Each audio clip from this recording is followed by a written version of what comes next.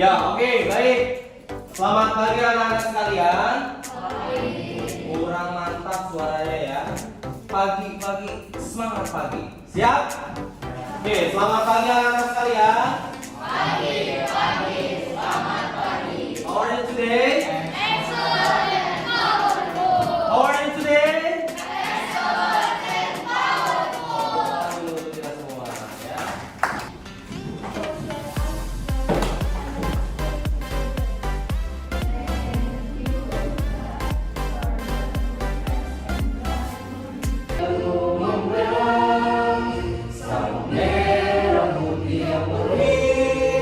Berkibarlah selama-lamanya. Jadi kita di kelas 9. Oke. Yang pertama, Aloysius Gonzaga Miko hadir ya. Oke. Yang kedua, Alicia Sunshine. Oke. Yang ketiga, Anna Immanuel. Ya, oke, anak-anak sekalian. Ya, hari ini kita nanti akan diskusi panjang mengenai demokrasi atau kedaulatan rakyat berdasarkan pembukaan Undang-Undang 45. Seperti apa dan bagaimana itu nanti kita akan diskusikan. Ya, tapi sebelum itu Mr. Jajang akan menyampaikan dulu tujuan pembelajaran kita pada hari ini. Yang pertama, ya, tujuan kita mempelajari bab ini adalah dengan mempelajari materi ini kita nanti bisa mengetahui ya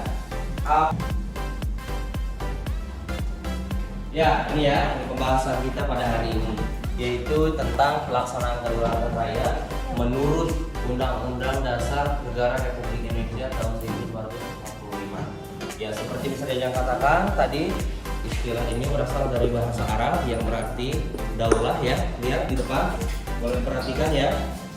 Ya, artinya adalah kekuasaan tertinggi ya.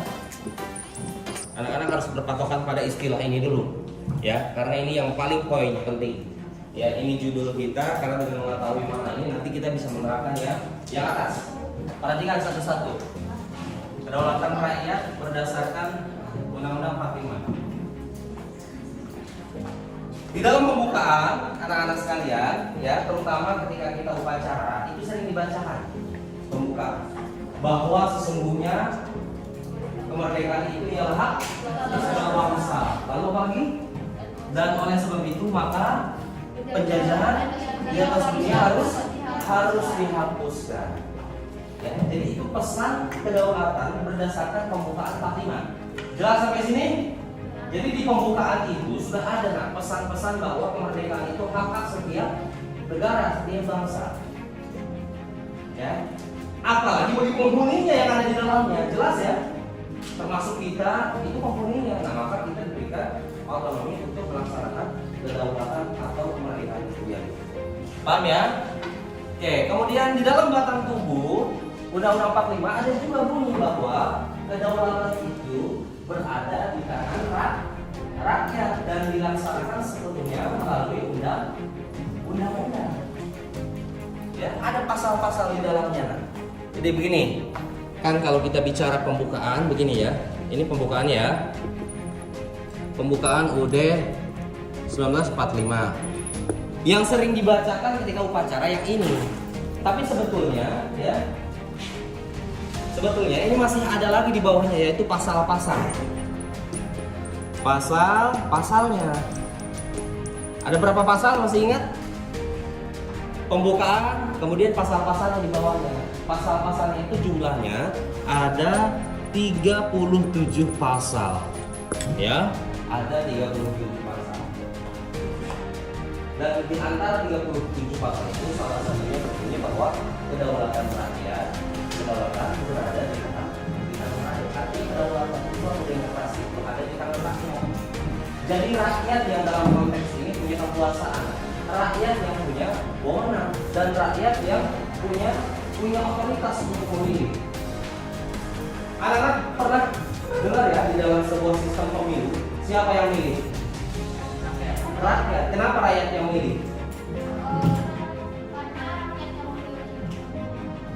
Ya, kenapa rakyat yang milih? Kenapa enggak dipilih oleh ketua RT RW? Kenapa harus rakyat yang milih? Biar adil. Oke, biar apa lagi? Demokrasi, that's right. Ada lagi. Karena kekuasaannya di rakyat, betul. Berdasarkan pasal Undang-Undang 45, kekuasaannya ada di tangan rakyat. Jadi rakyat yang memilih pemimpinan. Ya, dalam hal ini demokrasi itu berada di tangan rakyat. Sekali lagi, pemerintah harus membuat kebijakan yang sesuai keinginan kita rakyat.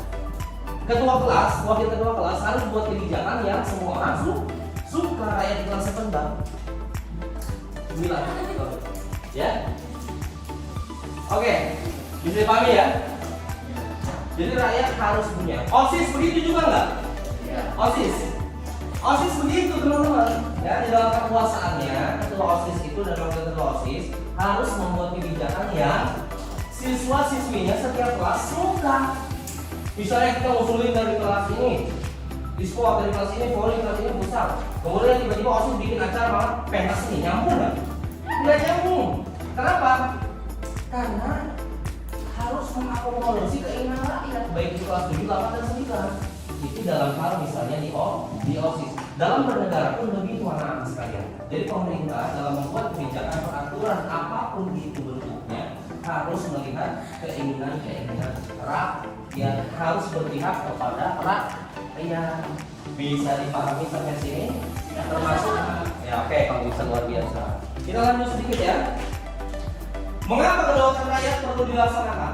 Sekali lagi, mengapa demokrasi atau kedaulatan rakyat perlu dilaksanakan? Siapa yang bisa jawab? Tunjuk tangan. Nilai poin 20. Ya. Kenapa kira-kira kedaulatan rakyat perlu dilaksanakan? Siapa yang bisa jawab? Tulis poin 20. Iya, Azkar salah.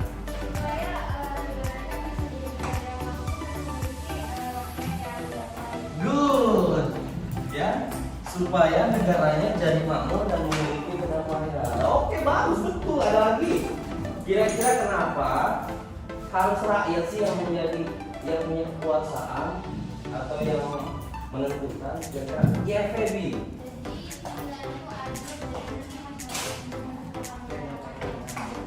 Oke, good ya. Biar adil dan nanti kalau adil masyarakat bisa datang. Bagus, 20 poin ya. Ada lagi, silakan. Tunjuk tangan. Plus poin lagi 20 ya. Silakan. Iya, bisa. Oke. Biar nggak jadi negara komunis. Boleh ya? Betul. Artinya apa? Biar tidak terjadi kekuasaan sewenang-wenang oleh presiden dalam artian komunis. Betul ya? Betul. Oleh karena itu makanya sekali lagi, kenapa kekuasaan itu perlu di tangan rakyat? Supaya satu, tidak disalahgunakan oleh yang berkuasa. Yang berkuasa siapa? Ya pemerintah. Siapa pemerintah itu? Ya presiden dan jajarannya ke bawah.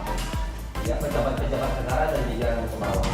Ya, itulah tadi yang kita diskusikan ya. Sebetulnya sudah ada di sini, cuma misalnya sengaja masih ya. Polisi Sudut untuk mahasiswa dengan melibatkan desa dan mentalitas kendaraan luar perjalanan. Program kembali terjadi setelah mahasiswa meminta polisi membebaskan rekan-rekan mereka yang ditangkap. Bahkan polisi terlibat kejar-kejaran dengan mahasiswa yang dianggap sebagai provokator.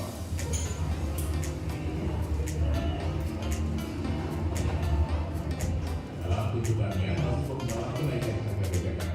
Siswa memaksa masuk untuk DPRD karena tidak ada perwakilan anggota dewan yang menyerupai.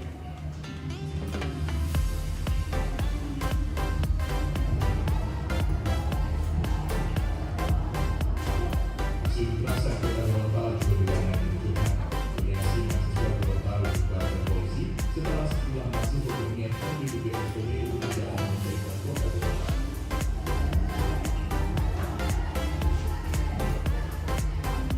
Sebanyak 5 mahasiswa sempat ditangkap namun dilepaskan. Dalam lingkungan, salah satu anggota polisi jatuh pingsan dan langsung dibawa ke rumah sakit.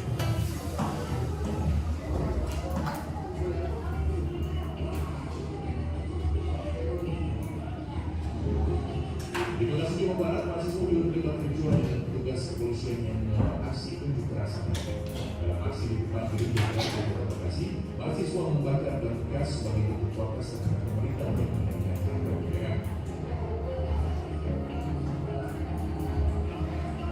Pasar juga berinteraksi dengan Bekasi dan pusat kota Bekasi.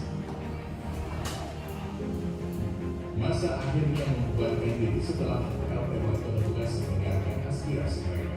Sementara itu argumentasi demo sempat terjadi kemacetan panjang. Tim Liputan CNN Indonesia. Ya, oke. Ya, itu tadi masalahnya. Jadi ada penangkapan yang dilakukan oleh aparat kepolisian kepada para mahasiswa ketika sedang demonstrasi. Ya, sekali lagi demo itu hak politik setiap warga negara, terutama yang sudah 18 ke atas. Dan itu adalah masalah. Kira-kira nanti kita analisis apa yang membuat polisi menangkap mereka. Ya. Kemudian tadi kan sempat muncul ya, apa dampak negatifnya sih kalau memang demonstrasi kayak gitu dan bagaimana solusinya? Ya, kita selesaikan pada kelompok satu ini LKPD-nya cukup dua ada ya. Silakan. Keluar di tiga. Ini silakan. Oke.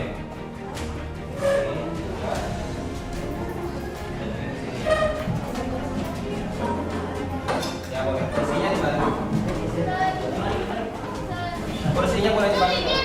Kalian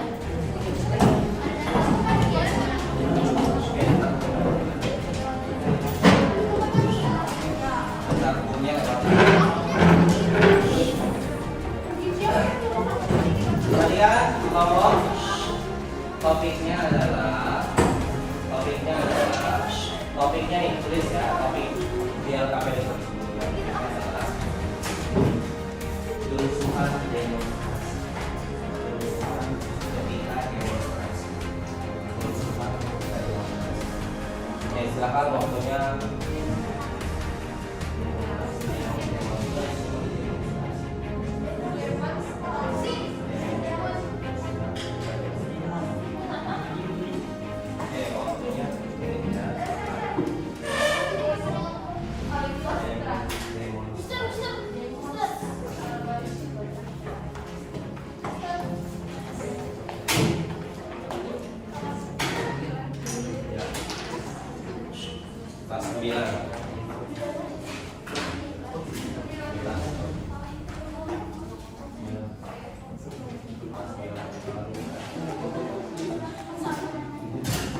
Kelas 9.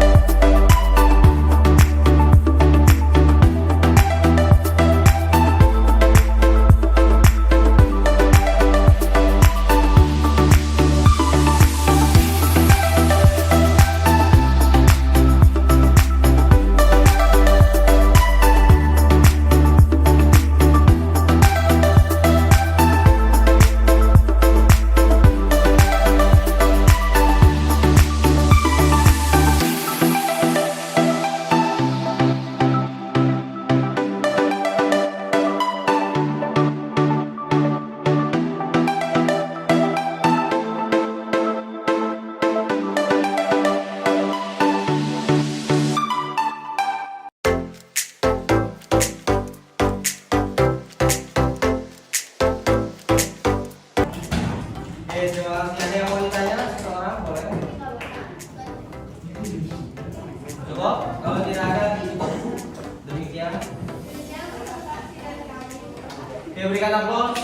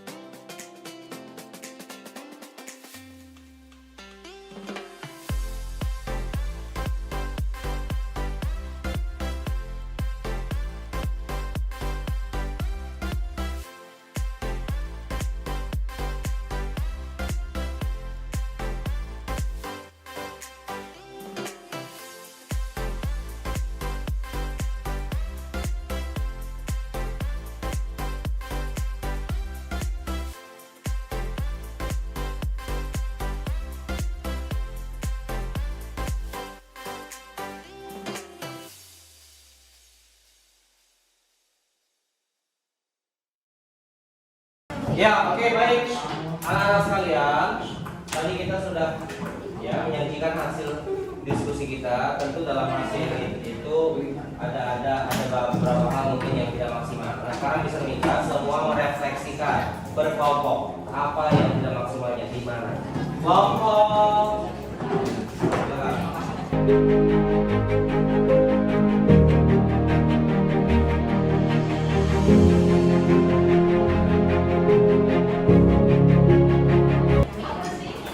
Oke, baik anak-anak sekalian, ya itu tadi berkaitan dengan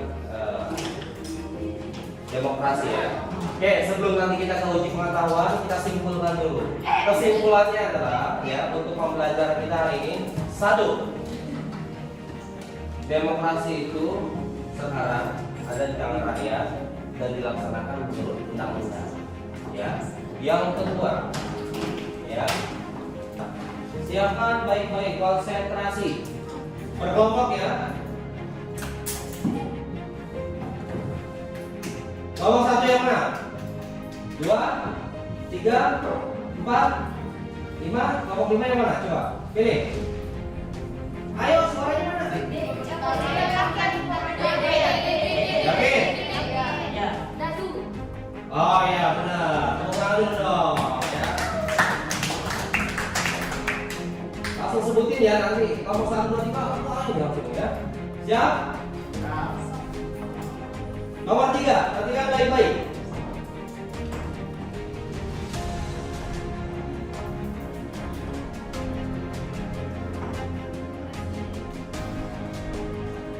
Oke, yang mana nih? A, B, C atau D? Silakan.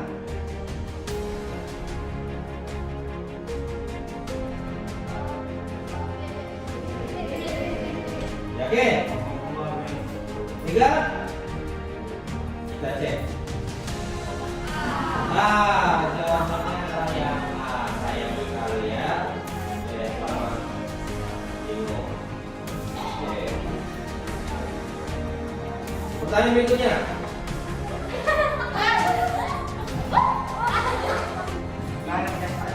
Yang mana? Oke, baik, bisa ucapkan selamat kepada kelompok-kelompok yang tadi sudah menjawab. Ya, itu tadi pemahaman kita terhadap materi ini. Ya, sebelum jadi ada pertanyaan? Oke. Tidak ada ya? Oke, how are you class?